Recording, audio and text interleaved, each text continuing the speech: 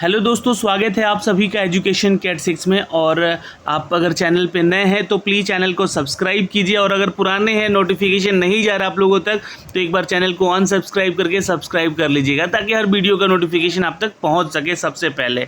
तो education cat 6 के माध्यम से आपको बता दें कि कल देर रात दोस्तों आपको एक नोटिफिकेशन अपडेट दिया गया था यहाँ पे, और इस 67वीं बीपीएससी का जो है जी हाँ आंसर की आपको लाइव होकर दिया गया, पेपर एनालिसिस किया गया, और कट ऑफ भी हमने आपको बताया कि लमसम जो कट ऑफ है आपका क्या जा सकता है, जनरल कैटेगरी का, ओबीसी का, और ईडब्ल्यूएस का, और महिलाओं का क्या जा सकता है, उन सब के बारे में हमने आपको एक इस वीडियो के माध्यम से अपडेट दिया है। सारे क्वेश्चंस के आंसर जो है यहाँ पे आपको अप टू डेट किए गए हैं। अब जाके इस वीडियो को ज़रूर देखिए, और आप भी अपने आंसर्स वहाँ पे कमेंट कीजिएगा कितना उत्तर आप लोगों ने सही किया है, और नीचे जो सारे डिटेल दिए गए हैं आपको डिस्क्रिप्शन में, उसको भी आप ज़रूर देख लीजिएगा। चलिए अब आपको इसकी खबर पे लेकर चलते हैं यहाँ पे दोस्तों, जहाँ पे 802 पदों के लिए ये बहाली की परीक्षा संपन्न हुई, जहाँ पर 6,02,000 छात्रों ने इसका फॉर्म भरा था।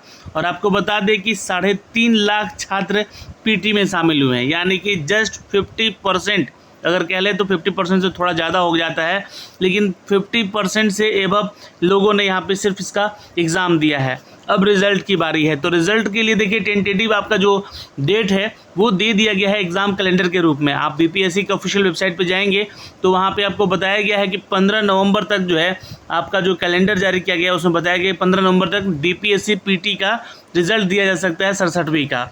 अब यहाँ पे दो चीज़ें तो क्लियर हो गई कि हमारा एग्ज़ाम हो गया है और इसका रिज़ल्ट भी 15 तारीख तक आ जाएगा। आप जिन छात्रों को यहाँ पे कट ऑफ को लेकर जो भी डाउट था वो आप लास्ट वाला कल का वीडियो देख लीजिएगा, वहाँ पे उससे एबव अगर नंबर है आपका, मैंने बहुत ही मिनिमम कट ऑफ बताया है, उससे एबव नंबर आता है आपका तो आप जो है मेंस की तैयारी में लग जाइएगा। फिर 68 बीपीएससी की तरफ मत देखिएगा अभी, क्योंकि अभी आपकी तैयारी इस तरह से है कि आप 68 बीपीएससी अभी अगर हाल में हुआ भी जनवरी तक तो आप इसको अच्छे से दे सकेंगे। वहाँ पे सिर्फ कुछ चीज़ों को और पढ़ना पड़ेगा, जैसे कि करंट अफेयर क्या चीज़ होता है, जो कि आपको जनवरी तक का पढ़ना पड़ेगा। क्योंकि 68 बीपीएससी के बारे में अगर बात की जाए तो ये संभवतः जनवरी में इसका नोटिफिकेशन जारी कर दिया जाएगा। अब आगे चलते हैं दोस्तों, इन सभी वैकेंसीज़ के ऊपर भी बात करेंगे। देखिए पटना में खासकर जो है 83 केंद्रों में और राज्य भर में कुल 1153 केंद्रों पर 67वीं बीपीएससी का पीटी एग्ज़ाम हुआ है। टोटल 3.5 लाख अभ्यर्थी शामिल हुए हैं, ये लमसम होती है बात, यहाँ पे कैलकुलेशन की बात है। और 802 पदों के लिए परीक्षा के लिए 6 लाख अभ्यर्थी ने आवेदन किया था, जबकि 4.7 है ना, यानी कि 4,75,000 अभ्यर्थियों ने एडमिट कार्ड डाउनलोड किया है। तो ये एक इम्पॉर्टेंट अपडेट है दोस्तों, देखिएगा है ना, 4.25 लाख मतलब 6 लाख लोगों ने फॉर्म भरा और 4.25 लाख लोगों ने एडमिट कार्ड डाउनलोड किया, और 3.5 लाख लोगों ने ही सिर्फ एग्ज़ाम दिया है।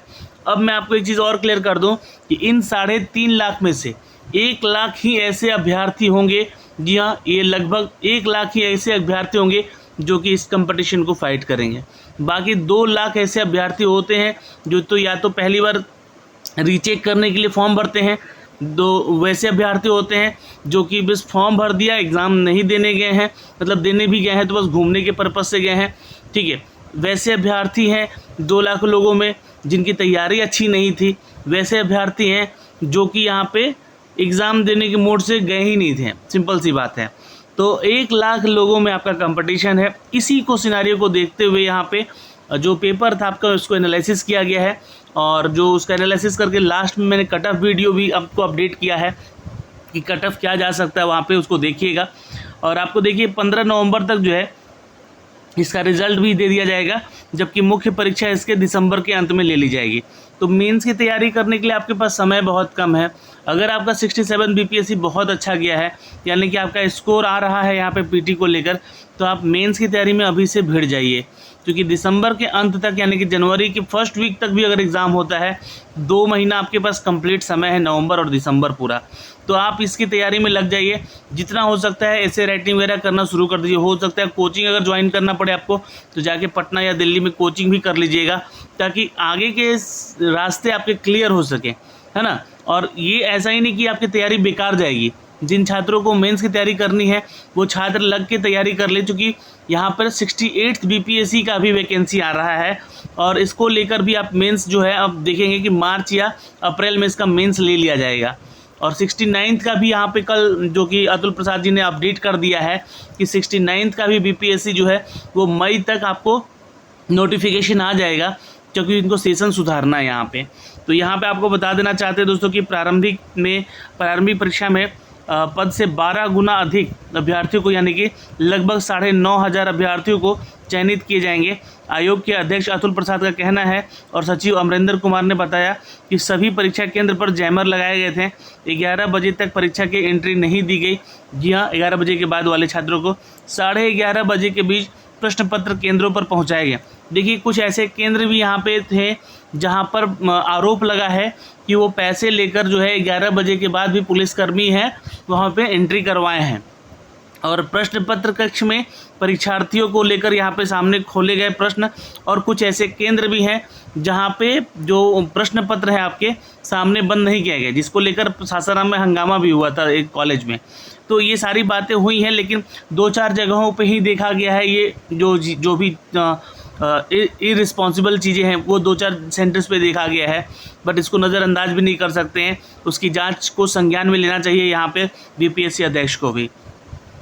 अब यहाँ पे जो अपडेट दिया जा रहा है दोस्तों कि 68वीं बीपीएससी की वैकेंसी जनवरी में संभवतः आ जाएगी, क्योंकि इसके लिए भी जो है एग्ज़ाम कैलेंडर जारी कर दिया गया है और पर्याप्त संख्या में सुरक्षा बल की उपलब्धता सुनिश्चित करने के लिए जिलों के पहले यहाँ पे निर्देश दिए गए थे। जहाँ पे 67वीं बीपीएससी एग्ज़ाम हुआ था आपका, 67वीं बीपीएससी प्रारंभिक परीक्षा 8 मई को प्रश्न पत्र लीक होने के कारण जो है ये परीक्षा रद्द की गई थी। लेकिन 68 बीपीएससी को लेकर यहाँ पर विभिन्न विभागों से अभी तक मात्र 200 पद ही मिल पाए हैं।